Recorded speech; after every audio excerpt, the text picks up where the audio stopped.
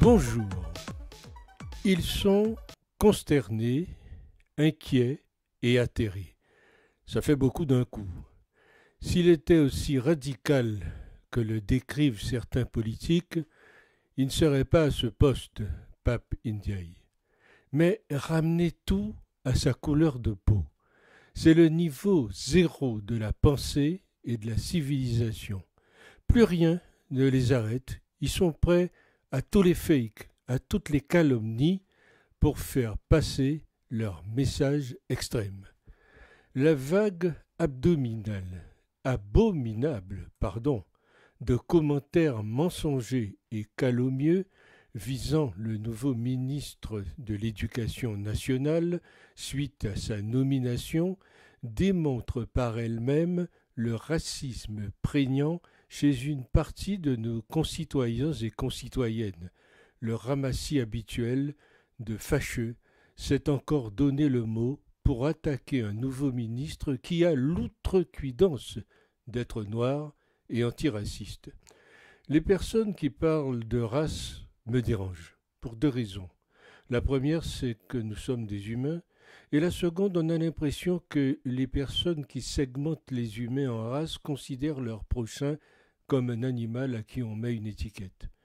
Ce serait bien de lui laisser le temps de s'exprimer, d'autant que la menace d'un débat politique à 100% racialisé est considérable. Regardez ce qui se passe aux États-Unis.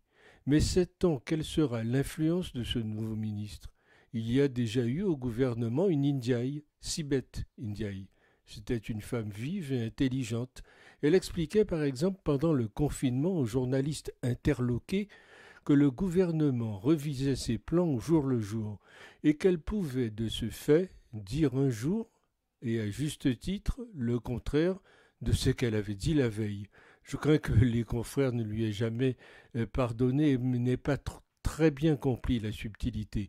On ne voit pas pourquoi une femme devrait s'excuser d'être intelligente. Le maire de Londres, en poste depuis des années, est ressortissant islamique, sans que ça provoque le moindre problème avec la droite britannique. Les couleurs de peau et les cultures se mélangent là-bas sans problème. Pays colonialiste sans égal. Arrêtons donc d'avoir peur des différences. La droite française a un fort besoin de grandir et embrasser l'avenir au lieu de vouloir rester dans un mythique Eldorado des années 50 et de vouloir maintenir une colonie blanche au sein de l'Europe. Ne mélangeons pas les extrémistes islamiques avec le besoin d'accélérer l'intégration à quand le premier président français de couleur, ça tarde.